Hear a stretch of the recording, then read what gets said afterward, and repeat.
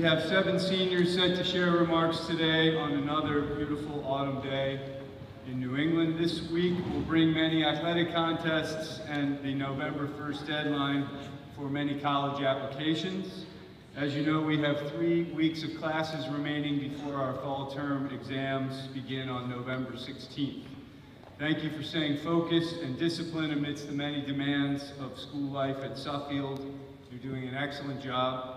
Please silence your phones and give full attention to our speakers today. We will begin with Reagan, and when MJ concludes, you will be dismissed for G period. Reagan.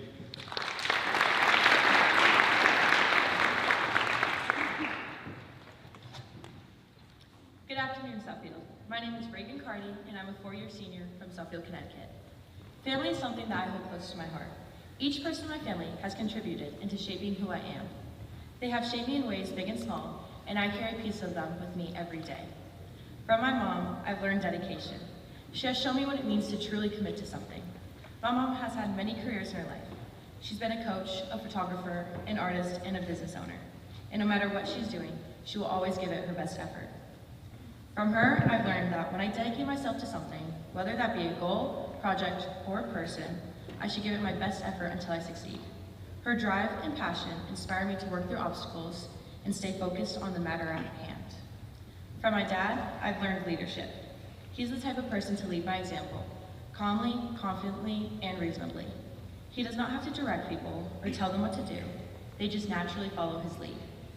Watching him has taught me that being a leader doesn't mean taking charge in every situation. It is about listening and helping others succeed. From Tess, I've learned critical thinking. Tess has always had this amazing ability to see situations from every angle. She has a natural capability to make tough decisions or solve problems by taking a step back, thinking deeply, and asking questions that many others miss. From her, I've learned to pause and think before reacting, to see both sides and indulge in my curiosity. From Devin, I have learned empathy. Devin is one of the most understanding people I've known. She knows what to say and when to say it, and she feels deeply for others. From her, I learned how powerful it can be to truly listen and care about what others are feeling. Empathy is what connects us, and Devin has shown me how meaningful connection can be. From Diana, I've learned confidence. She carries herself with such strength and self-assurance, and she has never shied away from being her true self. She has taught me how to speak up, how to believe in my abilities, and to walk into every room knowing I belong there. Each of my family members has given me something that I will carry for the rest of my life. Dedication, leadership, critical thinking, empathy, and confidence. When I'm reminded of my family, I'm reminded of my biggest teachers in life.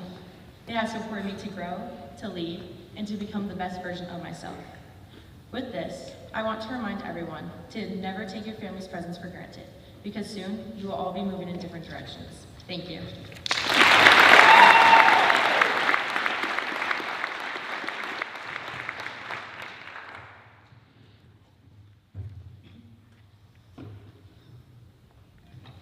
Hi, Suffield. My name is Sophia DeSimone, and I'm a 3-year boarder from Cary, North Carolina. Something my mom has always told me since I was young is con Dios adelante, which means with God ahead in Spanish. Whether it's before a test, a flight, or even before this speech today, I can always count on receiving that text from her. And it's become more than just words. It's a reminder that even when things don't go as planned, everything will work out in the end. For me, con Dios adelante represents not only faith, but also resilience. It's a guiding phrase that has carried me through both the small everyday challenges and the big defining moments of my life. It keeps my head up even when I'm doubting myself, and it has been the foundation for my family's strength and growth. Those words have followed me everywhere, even here, to the place that has helped shape who I am today. I can still picture myself at 5 years old visiting my sisters on this very campus, running around the quad, peeking into their dorm rooms, and tagging along to games and events. Never imagining how quickly my own Suffield years would come and go. I remember being so excited to eat in the dining hall and even more excited to hang out with their friends. Back then, I was just a little sister, soaking it all in, looking up to them, and wondering what it would feel like one day to be a student here myself. Now, standing at the end of my journey, I realized that the moments I once watched from the sidelines are the same ones I got to live out. And the truth is, it all passes faster than you think. Which is why every moment, no matter how small, deserves to be lived fully. That's why I encourage you to find something during your time at Suffield and beyond that grounds you in the same way. Maybe it's a belief, maybe it's a place, or maybe it's the people around you. Whatever it is, let it be something that brings you calm and perspective when life feels uncertain. I'd like to end my speech by saying some thank yous. First, to my advisor, Mrs. Randall. Thank you for always being there for me when I need to talk, supporting me through my decisions, and always pushing me to be my best. To the Carroll family, thank you for being my family away from home. To my two older sisters, Isa and Gabby, thank you for paving the way and setting such strong examples for me to follow. Thank you both for being my built-in best friends. I love you guys so much, and I love being your little sister. To my grandparents, te quiero para siempre. To Eddie, thank you for being the light in the room and never being afraid to make a joke, even if it's insane. I genuinely do not know what I would do without you in my life. You've shown me what it means to be selfless and hardworking. To my mom, thank you for making this all possible. Thank you for pushing me ever since I was younger to put care into my work, always ask for help, and ultimately be myself. And lastly, thank you to my mom and Eddie for showing up for me, even if it means flying 520 miles to watch me talk for less than 5 minutes. I love you both.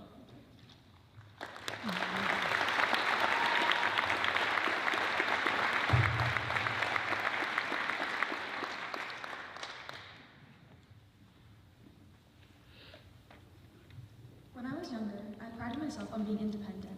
I liked doing things on my own, making my own choices and proving that I didn't need help, especially not from my little sister.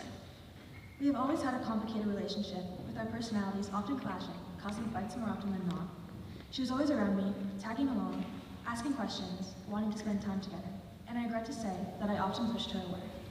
However, over the past year, somewhere between borrowing or stealing clothes, sharing secrets, and laughing over things only we would find funny, we found a real friendship. Now I realize that no one knows me quite like she does. When she decided to come to Suffield, I was apprehensive at first. I'd gotten used to having my own life here, my own rhythm, and I wasn't sure how it would feel having her suddenly become a part of that. But as soon as she arrived, all of those worries faded. It didn't feel like my space was being invaded. It felt like it was finally complete. We became closer in a way that I never expected, and she's become the person that I know will always have my back. When I asked her for ideas for writing the speech, her great idea was to write it on about how cool I am. So that's exactly what I decided to do. Watching Morgan become part of the Suffield community has been the highlight of my year so far.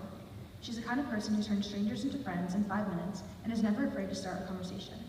Her being here at Suffield pushes me to try and live up to the vision that she has of me in her head, to try and be the role model for the person whose opinion I care about the most. I know from watching her this year that she'll succeed in anything she does. Looking back, I realize my independence never had to mean pushing people away.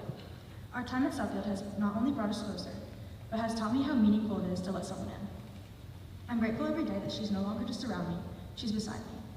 If you take anything away from this speech, I hope it is that your siblings, your family, are the people who will stick by you through everything, and the memories you make with them are the ones you'll cherish the most. Before I conclude, I'd like to say some thank yous. To Coach Cole, thank you for giving me this opportunity. You have opened so many doors for me in both athletics and academics, and I am forever grateful. The impact you've had on my life is something I will never forget. To Ms. Lopez, you welcomed me into your home and your advisory for a little bit. You always pushed me to be my best, and I will miss you so much next year.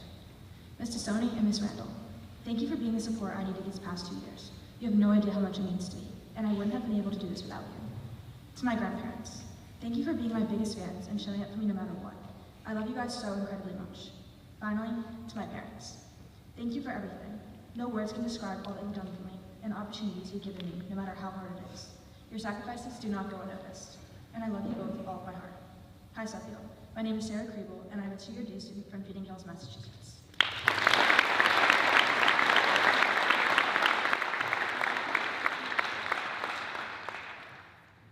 Hello, Suffield. My name is Santiago Bourgeois, and I'm a 4-year senior from Suffield, Connecticut. When you're 7 years old and you've got 2 older sisters, you pretty much think you're living in a nightmare. At least that's what I thought. I used to wish I had a brother, someone to wrestle with, play outside with, and maybe not make me play Barbies all the time. But now that I'm older, I realize having 2 sisters is probably one of the best things that could have ever happened to me. My sisters have always been there, whether it was us fighting over the dumbest stuff when we were little, or them helping me out with things that actually matter now, like schoolwork. My childhood was basically a mix of them bossing me around, me annoying them on purpose, and us somehow ending up laughing by the end of it. I used to throw their Barbies down the stairs and see how mad they'd get and let our dog chew on them, and on my proudest moment. Even though we fought a lot when we were younger, they've always been my biggest role models. They showed me what hard work looks like, what kindness looks like, and honestly, how to be a better person. I probably don't say it enough, but they've had a huge impact on who I am today. This year has been weird though. My sister, who is just a year older than me, went off to college, and waking up for school without her around has been strange. The house is quieter, too quiet sometimes. It made me realize how much I miss her. So yeah, I used to think having 2 older sisters was the worst, but now I know it's the complete opposite. They've been there for me every step of the way, from helping me with homework to helping me figure out life. To my mom, I don't say this enough, but I appreciate everything that you've done for me. Thank you. To my advisor, Mr. Lynch, thanks for being the best advisor and helping me with everything these past 4 years. And to my sisters, thank you for shaping me into who I am, for teaching me how to be patient and always being there. Without you two, I'd probably be a completely different person than the one I am today. Thank you.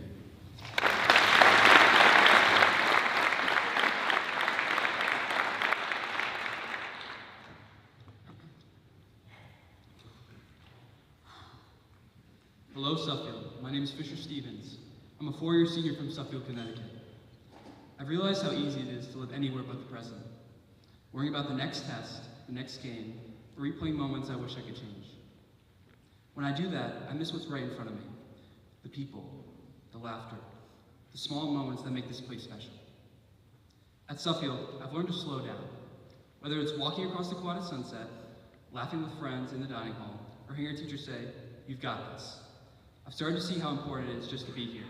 Not stuck in the past, not racing ahead to the future, but right now. Being in the moment doesn't mean forgetting what's behind you, or ignoring what's ahead. It just means not letting what's ever on your mind take away the only thing you can really live in, the present. Now, I want to thank my brother, Chase. You've always kept me in the moment, and I could have never wished for a better brother than you. Although I am taller than you, I have to admit, I'll always look up to you. Mom and Dad, thank you for giving me this opportunity and for supporting me through everything. To my grandparents, thank you for your love and unforgettable stories. To all my teachers, to all the faculty whose work often goes unseen, to my amazing coaches, to my friends, to Mrs. Sassoni for being such an incredible college counselor, and to Mr. Lynch for being a once-in-a-lifetime advisor, thank you.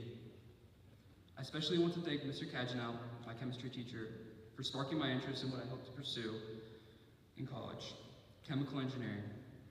Your energy in the classroom made me see chemistry in a whole new way and helped me realize what I want to study in the future. Thank you. You've all taught me what it truly means to live in the moment. To conclude my chapel speech, I'd like to honor the idea of living fully in the moment by creating a song on piano that I've never played or even thought of playing before, right here, right now, on the spot. This song will reflect my experiences here at Suffield.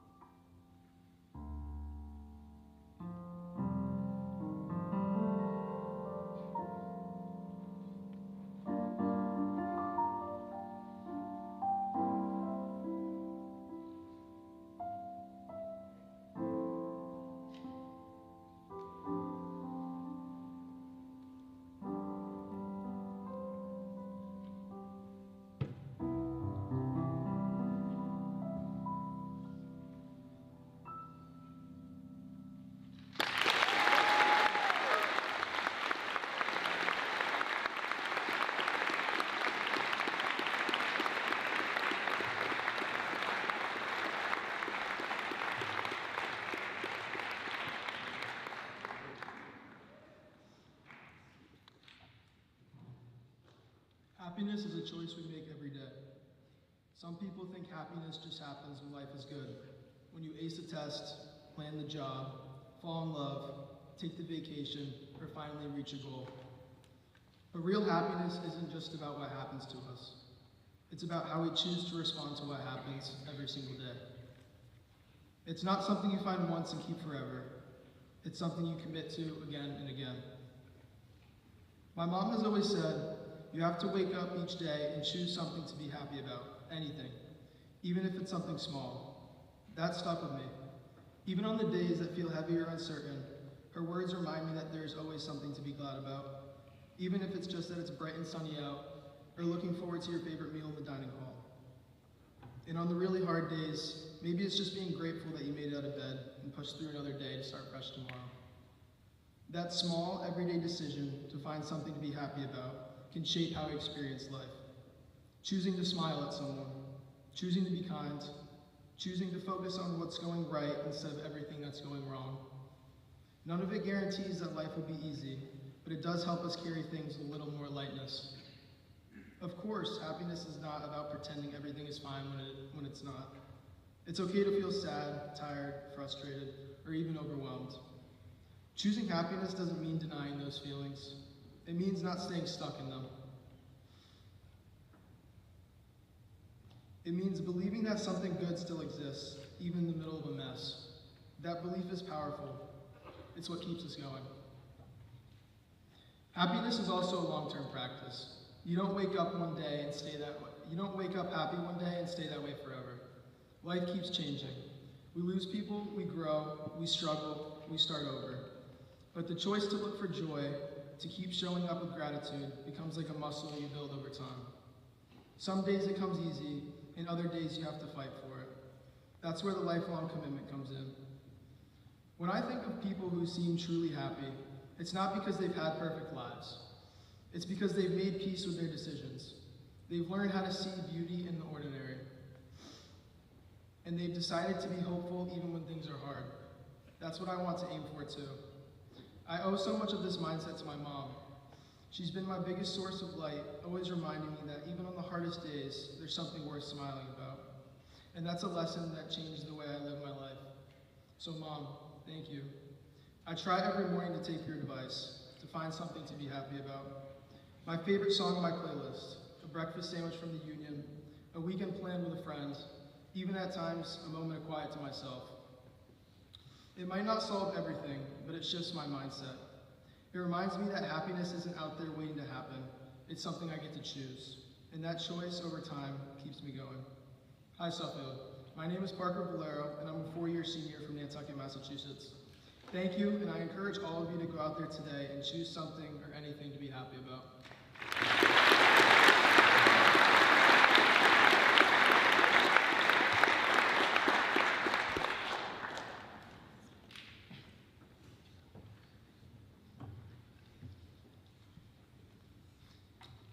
Good afternoon, Suffield. My name is MJ Minjin Choi, a four-year senior from Seoul, South Korea. A year or two ago, I came to the conclusion that transporting time was wasteful. I define transporting time as the time consumed for you to move from one place to another. For example, the time you spend walking, running, on a bike, in a car, or anything else that you do to go somewhere. Instead of spending meaningless time while moving around, I figured I'd rather be doing something else at the destination. So, 2 weeks ago, for Parents' Weekend, I had to drive to Cornell for a tour. Applying the same philosophy, I was on a mission to make the 5-hour drive feel like 3. I hopped into the driver's seat, buckled up, turned on Waze, and started blasting some F1 music. Around halfway there, my mom wanted me to switch driving. She told me she wanted me to take some rest for the tour next day. But looking back, I think she really meant to say that we wouldn't make it there without being pulled over if I kept on driving. So I parked at a highway stop to switch driving, which was a very remote area in upstate New York. And I stepped out to stretch. That's when I looked up and saw the night sky covered with stars. I can remember how long it had been since my last time I'd look up just to admire the stars. I was then once again reminded of the significance of appreciating the journey. Those of you who are not intimate with me may know me for getting all those awards back on Pride Day. And over the years, I've been asked by many people why I work so hard. Freshman year, my answer was for my Asian parents. Sophomore year, to get into Harvard. Junior year was to make my future self rich. And now I'm a senior. I honestly don't know why I work so hard. On average, I spent 5 hours doing homework every night. The 5 hours became 8 before exams. I divided up my day into 15-minute blocks to plan everything, including time breaks. Why did I do this to myself? Because I was chasing the better days that had not arrived yet. And when they did arrive, when I opened my AP scores or my chemistry Olympiad results, I didn't feel proud or just simple happiness. Instead, I felt empty. I couldn't stop thinking, is this what I worked so hard for? To be in this moment, looking at the satisfactory numbers on a computer screen.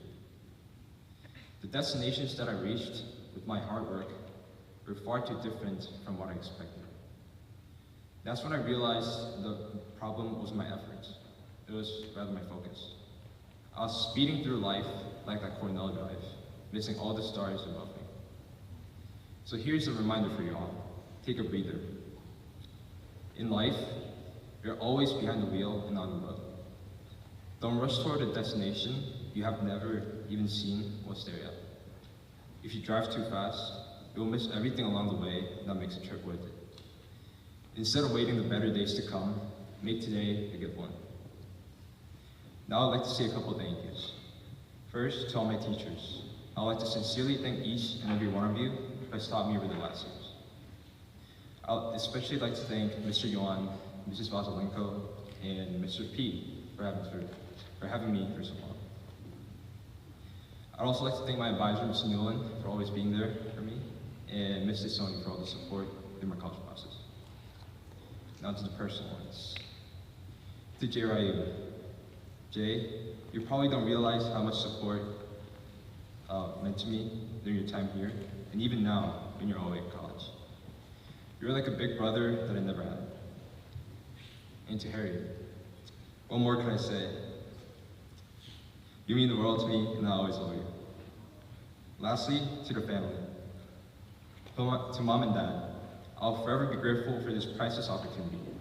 Thank you for always being there for me for anything, and I love you guys. And finally, Eric.